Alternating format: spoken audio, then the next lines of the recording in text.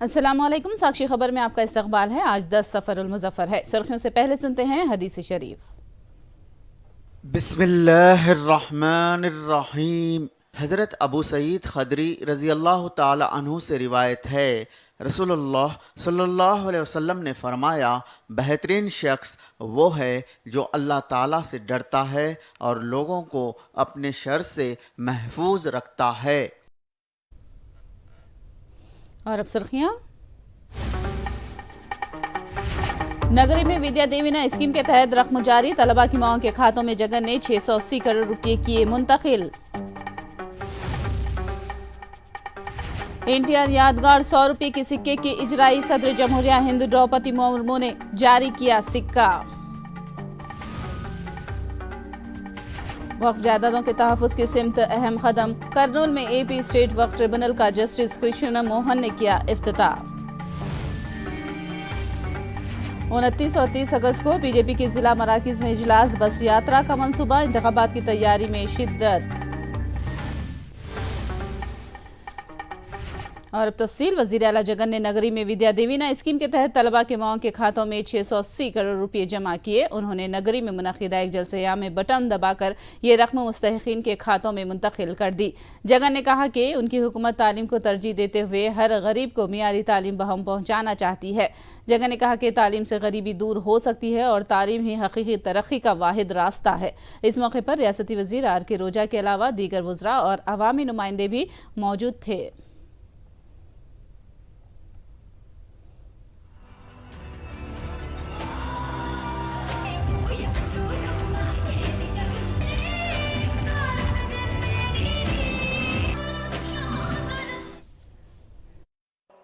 ఈ 4 సంవత్సరాల కార్యక్రమంలో ప్రతి అడుగు కూడా, ప్రతి పిల్లాడిని కూడా చెయ్యి పట్టుకొని ఆ పిల్లలను పెద్ద చదువులు చదివించి తద్వారా ఆ పిల్లలు పేదరికం నుంచి ఆ కుటుంబాలు బయటికి రావాలి అని ఆ పిల్లల చదువుల ద్వారా అడుగులు వేస్తా ఉన్నాం.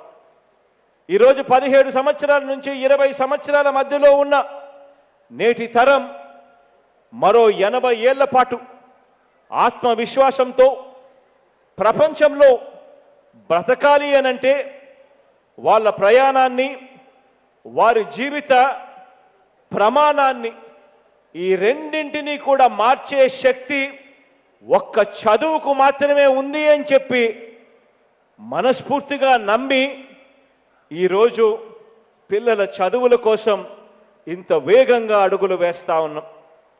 అలాంటి చదువులు ప్రతి ఒక్క పేద కుటుంబానికి, ప్రతి పిల్లాడికి కూడా అందాలి అని 100% ఎటువంటి అప్పులు పాలయ్యే పరిస్థితి కూడా ఆ తల్లిదండ్రులకు రాకూడదు అని 100% ఆ పిల్లలకు అయ్యే ఆ ఫీజులు, పూర్తిగా ఫీజులు తల్లుల అకౌంట్లలోకి వేసే కార్యక్రమం జగనన్న విద్యా దీవెన అయితే, అదే మాదిరిగానే ఆ పిల్లల చదువులకు అయ్యే ఖర్చులు మాత్రమే కాదు, ఆ పిల్లల భోజన ఖర్చులు, వసతి ఖర్చులకు కూడా తల్లిదండ్రులు ఇబ్బందులు పడకూడదు అని జగనన్న వసతి దీవెన నా పేరుతో ఆ కార్యక్రమాన్ని చేపట్టాం. ప్రతి తల్లికి చెప్తా ఉన్నా, మీరు వెళ్ళండి, ఈ డబ్బు వచ్చిన వారం 10 రోజులకి ఆ కాలేజీలకు మీరు వెళ్ళండి, పిల్లలు ఎలా చదువుతున్నారో గమనించండి, ఆ కాలేజీల్లో ఉన్న వసతులు ఎలా ఉన్నాయో చూడండి, బోధన ఎలా చేస్తా ఉన్నారో అడగండి. బోధన సరిగ్గా చేయకపోయినా, వసతులు సరిగ్గా లేకపోయినా ఆ కాలేజీ యాజమాన్యాలను ప్రశ్నించే హక్కు మీకు మీ అన్న మీ చేతుల్లో పెడతా ఉన్నాడు అని చెప్పి ఈరోజు ప్రతి అక్కకు, ప్రతి చెల్లెమ్మకు తెలియజేస్తా ఉన్నా. ఆ కాలేజీలకు మీరు వెళ్ళినప్పుడు ఆ కాలేజీల్లో ఏదైనా వసతులు బాగోలేకపోయినా, ఏదైనా బోధన బాగోలేకపోయినా, లేదా ఆ పిల్లలకు ఇవాళ మనం ఇస్తా ఉన్న డబ్బు పూర్తి ఫీజు రీయింబర్స్మెంట్ కింద ఇస్తా ఉన్నాం. ఈ ఫీజు రీయింబర్స్మెంట్, పూర్తి ఫీజు రీయింబర్స్మెంట్ కాక ఆ కాలేజీ యాజమాన్యాలు ఎవరైనా వేరే రకంగా ఇంకొక ఫీజు ఇంకొక రకంగా అని చెప్పి ఎవరైనా ఫీజులు అడిగితే మాత్రం వెంటనే 1902కు ఫోన్ చేయండి. हाँ जी, हानी वजीर आला NTR के नाम से यादगार 100 रुपये के सिक्के की हुकूमत ने इजराई अमल में लाई है। NTR की 100 साला यौम पैदाइश तकरीब के मौके पर सदर जमहूरिया हिंद द्रौपदी मुर्मू ने यह सिक्का जारी किया। इस मौके पर NTR के अरकान खानदान भी मौजूद थे।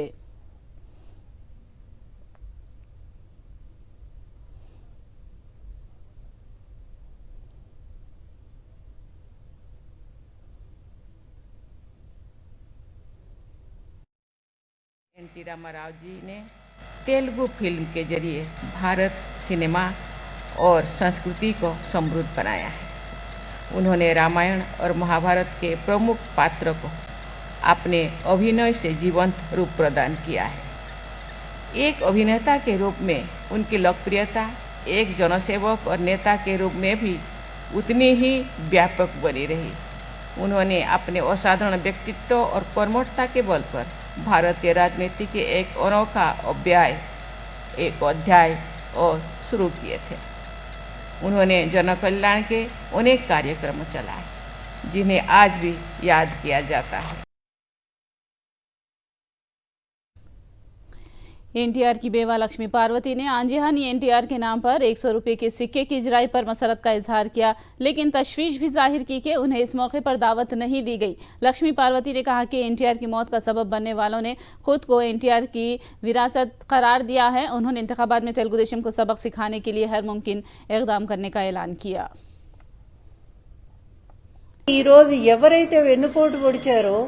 ఎవరైతే ఎన్టీఆర్ ప్రాణాలు పోవటానికి కుటుంబం అంతా మూకుమ్మడిగా ఒక్కళ్ళు కాదు కుటుంబం మొత్తం కొడుకులు కూతుళ్ళు అదేవిధంగా అల్లుళ్ళు అందరూ కలిసి మరి ఆయన ప్రాణాలు తీశారు. అటువంటి వీళ్ళు ఎన్టీఆర్ వారసులుగా ఈరోజు వాళ్ళు ప్రొజెక్ట్ చేసుకోవటానికి ఎలక్షన్స్ ముందు దానికి తగుదనమ్మా అంటూ చంద్రబాబు నాయుడు కూడా కలుపుకొని వీళ్ళు దారుణంగా ఎన్టీఆర్ వారసులు మేమేం చెప్పుకుంటూ నాణ్యం విడుదల చేయడానికి పోయారో దాని మీద నేను తీవ్రమైనటువంటి అభ్యంతరాన్ని నేను తెలియజేస్తా ఉన్నాను.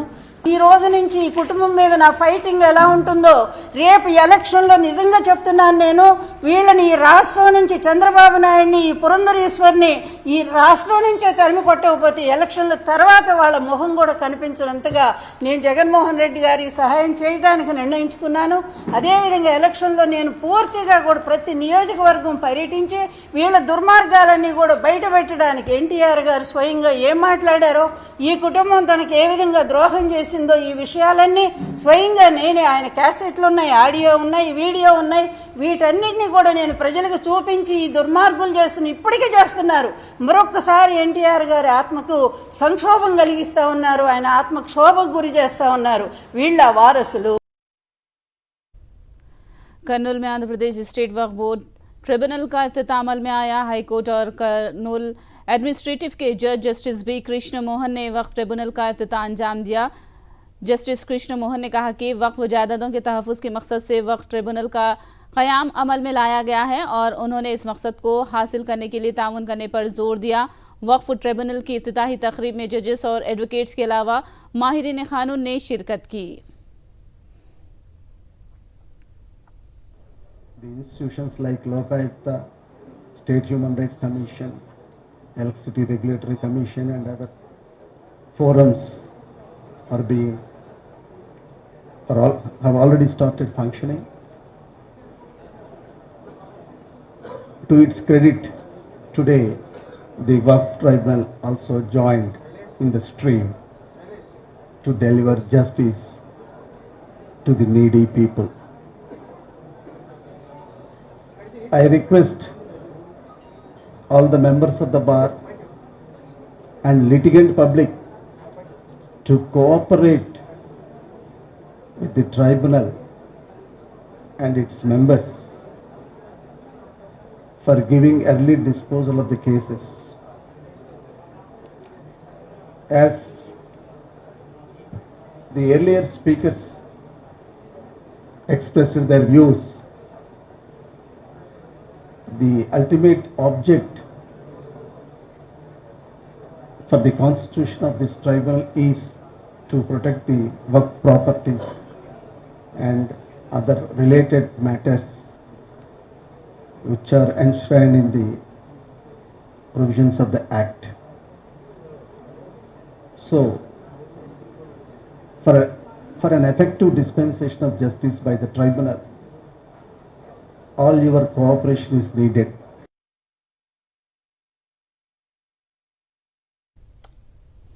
तिरुमला में एक और चीते को महकमे जंगलात का अमला पकड़ने में कामयाब हो गया। महकमे जंगलात का अमला एक हफ्ते से इस इलाके में घूमने वाले चीतों को जाल बिछाकर पकड़ने की कोशिश में था। पिंजरे में चीते को पकड़ लिया गया। अब तक जू अमले ने 4 चीतों को पकड़ा है।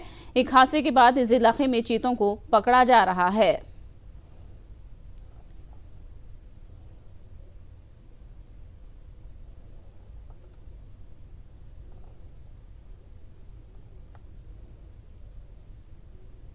ఇది మామూలుగా గడిచిన 10 రోజుల నుంచి జరుగుతున్న ఆపరేషన్. ఇది మీ అందరికీ తెలుసు. కానీ అది దగ్గర వస్తూ పోతుంది. ఆ ఫొటోస్ కూడా మీకు రిలీజ్ చేశారు గవర్నమెంట్ ఫారెస్ట్ వాళ్ళు. ఈ క్రమంలో దీని గురించి ప్రత్యేకంగా మా రేంజ్ ఆఫీసర్ వారు సీనియర్ మోస్ట్ వీళ్ళంతా కొంచెం స్టడీ చేయడం మొదలుపెట్టారు. ఎందుకంటే దగ్గరికి వస్తుపోతుందంటే అది ఇంటెలిజెంట్ అనిమల్ అనే ప్లాన్ చేశారు. బట్ ఈ ఏరియాలో 2-3 సార్లు వచ్చి వెళ్ళిపోయింది అది ఇప్పుడే. దాన్ని తర్వాత మేము ఐడెంటిఫై చేస్తే ఫారెస్ట్ లోపల ఒక సాంబార్ను కొట్టేసి అక్కడ పెట్టేసి అది తింటూ ఇది ఇక్కడ చెక్ చేసుకుంటుంది ఎక్కడ ఉన్నాయనే స్పాట్ అని. ఆ క్రమంలో 4 రోజుల తర్వాత దాని ప్రే అక్కడ అయిపోయింది. అయిపోయిన తర్వాత చివరిగా ఈ ఏరియాకి రావడం జరిగింది. అది వచ్చిన తర్వాత ఆ సౌండ్కు తెల్లారుజామున 4:30-5 మధ్యలో అది ఇక్కడ ఒకసారి సంచరించింది. 5-5:30 మధ్యలో అటాక్ చేసేసింది. అది అటాక్ చేయడంలో ఆ ప్లాన్లో ట్రాప్ అయిపోయింది. वायएसआर कांग्रेस पार्टी के एमएलए पेदी रेड्डी ताड़ीपत्री हलके में अपनी पदयात्रा जारी रखे हुए हैं। पेदी रेड्डी ने ताड़ीपत्री में 600 किलोमीटर की पदयात्रा मुकम्मल कर ली है। पेदी रेड्डी अपनी पदयात्रा के दौरान आवाम से राब्ता कर रहे हैं और वजीर आला जगनमोहन रेड्डी के फलाही स्कीमात की अमलावरी के ताल्लुक से आवाम से मालूमात हासिल कर रहे हैं। उन्होंने इल्जाम लगाया कि जेसी ब्रदर्स ने तेलुगु देशम की मियाद में इस इलाके को पसमानदा रखा। अब जगन हुकूमत में इस इलाके की तरक्की हो रही है।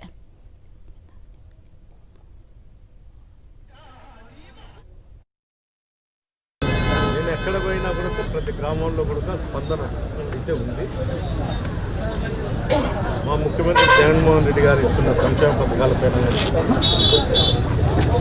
కొన్ని గ్రామంలో ఉన్నటువంటి సమస్యలపైన కానీ రైతు కూలీలు వాళ్ళ వద్ద కూడా ఫీడ్బ్యాక్ తీసుకోవడం జరిగింది. చాలా మంది గొర్రెల కాపులతో కూడా ఫీడ్బ్యాక్ తీసుకున్నాను. ఇవన్నీ గతంలో ఎప్పుడు కూడా జేసీ సోదరులు ఇన్నేళ్ళు రాజకీయ జీవితంలో ఎప్పుడు కూడా ప్రజలకు ఆయనకు సంబంధాలే లేవు. హాస్పిటల్స్, ట్రాఫిక్ పోలీస్ స్టేషన్, 750 ఇండ్ల హౌసింగ్కు మేము పట్టాలు వేయాలని చూస్తే ఆంజనేయ మందిరంలో ఆ ఎండోమెంట్ కూడా స్థలం కూడా కేయడం జరిగింది. అది కూడా కోర్టుకు వచ్చింది.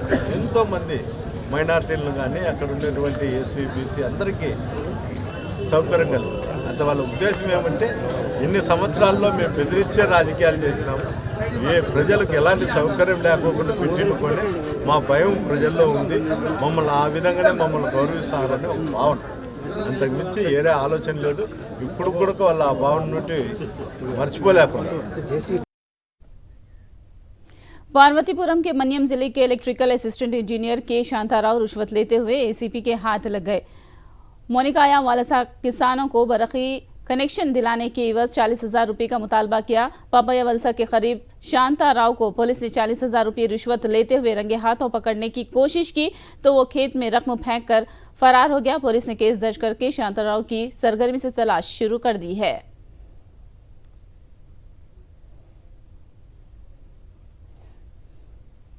वेमुलावाड़ा में मौजूदा एमएलए चिन्नमनेनी और चलमीरा ग्रुप के दरमियान सर्द जंग जारी है। चिन्नमनेनी रमेश बीआरएस पार्टी के लिए दर्द-ए-सर बन चुके हैं। अपने वालिद के दौर से वेमुलावाड़ा की सीट पर चिन्नमनेनी खानदान की जीत हो रही है। यही वजह है कि चिन्नमनेनी रमेश किसी दूसरे को ये निश्चित छोड़ने के लिए तैयार नहीं है, जिससे बीआरएस कायदीन में नाराजगियां पाई जाती है।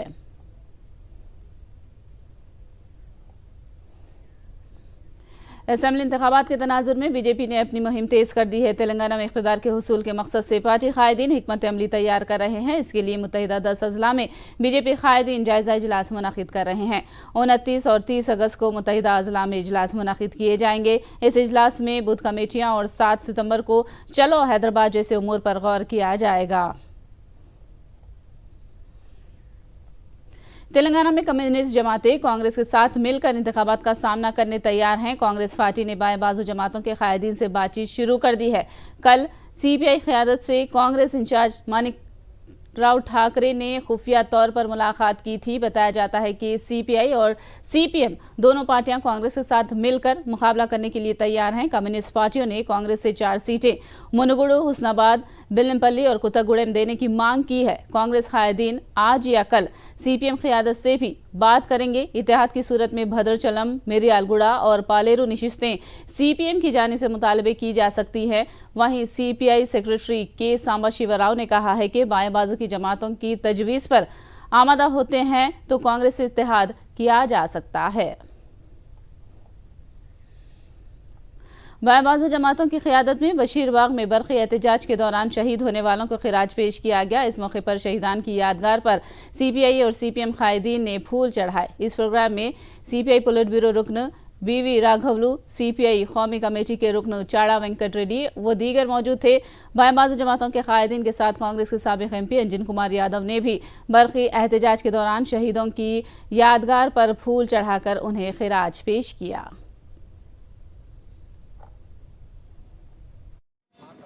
ఆనాడు చంద్రబాబు ప్రభుత్వం పూర్తిగా ప్రపంచీకరణ మోజులో ప్రయాణం సాగిస్తున్న తరుణంలో 4 నెలల పాటు కింది నుంచి పై దాకా కూడా పెద్ద ఎత్తున గల్లీ నుంచి ఢిల్లీ దాకా అన్నట్టు రాష్ట్రం దాకా కూడా ఆందోళన చేసి పెంచిన విద్యుత్ ఛార్జ్ తగ్గించాలా, ప్రైవేటీకరణ మార్చుకోవాలనేటువంటి ఉద్దేశంతో పెద్ద ఎత్తున పోరాట ఉద్యమాలు చేసినప్పటికీ చలో అసెంబ్లీ పిలిపిస్తే ఇందిరా పార్క్ నుంచి బయలుదేరినటువంటి ర్యాలీని అడ్డుకునేందుకు పోలీసులు అనేక అడ్డంకులు కల్పించినా ఏమాత్రం కూడా వెనుదిరిగని పద్ధతులలో పట్టులతో కార్యదీక్షతో మరి చలో అసెంబ్లీ అని బషీర్బాగ్ రాగానే ఇక్కడ మొత్తం గుర్రాలతో తొక్కిస్తూ లాఠీ చార్జ్ చేసి విచక్షణ రహితంగా మరి కాల్పులు జరిపినటువంటి దురహంకార ప్రభుత్వం ఆనాడు ప్రభుత్వం చూశాం. ఆ తర్వాత చూశాం 3 బలి ఉన్నది విద్యుత్ ఉద్యమం. ఆ తర్వాత మాత్రం చంద్రబాబు నాయుడు గద్దె దిగిపోయాడు. ఇప్పుడు గోలుకోలేని పరిస్థితిలో దెబ్బతిన్నాడు. ఆ రోజు ఉవ్వెత్తున విద్యుత్ ఛార్జీలకు వ్యతిరేకంగా రైతుల పక్షాన కాంగ్రెస్ పార్టీ సిపిఎం వారు పెద్ద ఉద్యమం చేయడం జరిగింది. ఆ రోజు మా దివంగత ముఖ్యమంత్రి వైఎస్ రాజశేఖర రెడ్డి గారు ఆ రోజు ఈ రాష్ట్రంలో ప్రభుత్వం మాది లేకున్నా గాని ఆ రోజు అమరులైనటువంటి అమరవీరులకు శ్రద్ధాంజలి ఘటించడానికి మేము ఇక్కడికి రావడం. అమరవీరులు విష్ణువర్ధన్ రెడ్డి, అదేవిధంగా బాలస్వామి, రామకృష్ణ ముగ్గురు కూడా ఆ రోజు బుల్లెట్ తూటాలకు బలైపోయాడు. ఈ రోజు మేము కాంగ్రెస్ పక్షాన వారికి శ్రద్ధాంజలి జవార్లు అర్పించడానికి రావడం జరిగింది. हरियाणा के नूह में सिक्योरिटी का भारी बंदोबस्त किया गया है। नूह में अमन जब्त के पेश नज़र पुलिस ने हिंदू ग्रुप्स की यात्रा की इजाज़त देने से इनकार किया है। नूह में कर्फ्यू का ऐलान किया गया है और इंटरनेट सर्विस को आज रात देर गए बंद रखने का फैसला किया गया है। पुलिस ने इश्तियाल अंगेजी करने वालों के खिलाफ कार्रवाई का ऐलान किया है।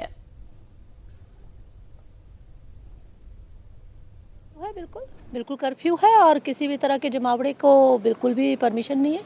इंटरनेट भी बंद है मैम? इंटरनेट बंद है, आज रात तक 12 बजे तक इंटरनेट बंद है फिलहाल। और इसके अलावा मैम प्रीवियस जो राइट्स हुए थे उसकी मैम क्या इन्वेस्टिगेशन कहाँ तक पहुंची? इन्वेस्टिगेशन चल रही है। लगभग 250 से ऊपर जो है एक्यूज आइडेंटिफाई करके अरेस्ट किए जा चुके हैं और एसआईटीज हमारी लगी हुई हैं। 4 अलग अलग एसआईटीज हैं। तो इन्वेस्टिगेशन और टेक्निकल एविडेंसेस के आधार पर जो फुटेज वगैरह सीसीटीवी है जो भी और टेक्निकल एविडेंसेस है उसके आधार पर कार्रवाई की जा रही है। जो दंगाई थे उनको गिरफ्तार किया जा रहा है। सोशल मीडिया पर भड़काऊ जो पोस्ट हैं उसको लेकर भी मैम एफआईआर हुई हैं। कितनी एफआईआर अब तक हो चुकी है, अरेस्टिंग कितनी हो चुकी है? देखिए एफआईआर का एग्जैक्ट फिगर मेरे पास पूरे हरियाणा का नहीं, पर मैं मान के चल रही कि नूह में 11 से अधिक ही हुई है, 12-13 हुई होंगी। सही आंकड़ा इस वक्त मेरे पास नहीं है और आगे भी होंगी। जो भी कोई भड़काऊ भाषण देगा बिल्कुल उसके खिलाफ सख्त कार्रवाई की जाएगी, लीगल कार्रवाई भी होगी, पोस्ट को ब्लॉक भी किया जाएगा, हैंडल को ब्लॉक किया जाएगा। Will do all the action. Hindustani athlete ने तारीख बनाई है। नीरज चोपड़ा ने हंगरी के बुदापेस्ट में मुनाकिदा वर्ल्ड एथलीट चैंपियनशिप में गोल्ड मेडल जीता है। मर्दों के जेवलिन थ्रो इवेंट में नीरज ने सोने का तमगा जीता है। वर्ल्ड एथलीट चैंपियनशिप में गोल्ड मेडल जीतने वाले नीरज चोपड़ा पहले हिंदुस्तानी हैं।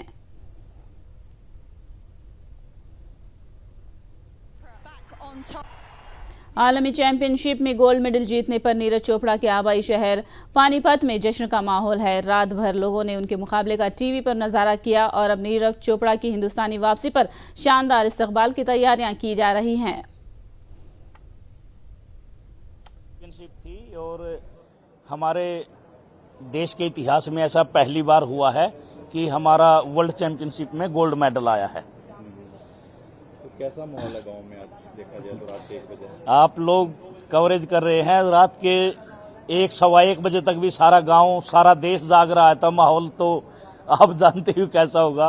पूरा देश खुशियां मना रहा है और पूरे देशवासियों की दुआएं थी, सबको आशा थी, उम्मीद थी और नीरज उन उम्मीदों पर खरा उतरा, देश के लिए गोल्ड मेडल जीता। आगे की क्या रणनीति रहेगी?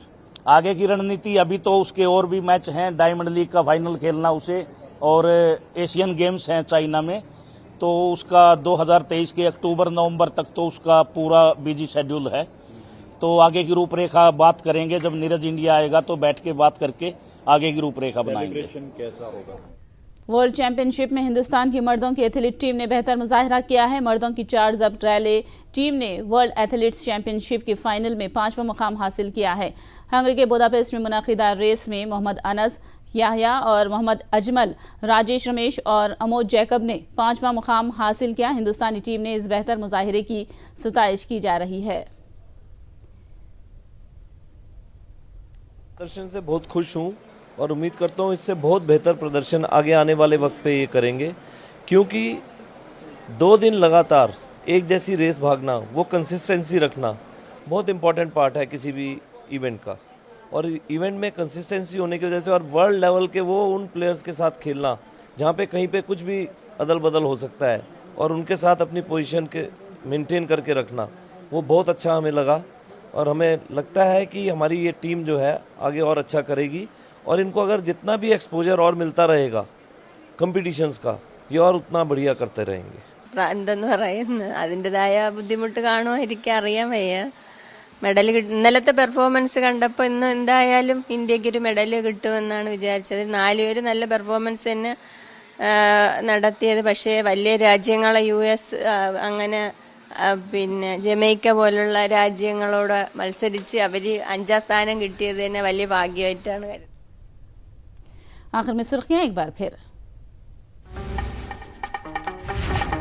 नगरी में विद्या देवीना स्कीम के तहत रकम जारी, तलबा की मांग के खातों में जगन ने 680 करोड़ रुपए किए मुंतकिल।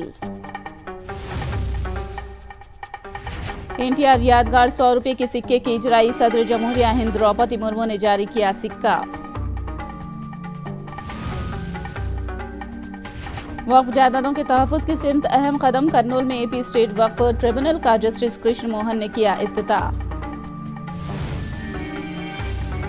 29 और 30 अगस्त को बीजेपी की जिला मराकिज में इजलास, बस यात्रा का मंसूबा, इंतखाबात की तैयारियों में शिद्दत।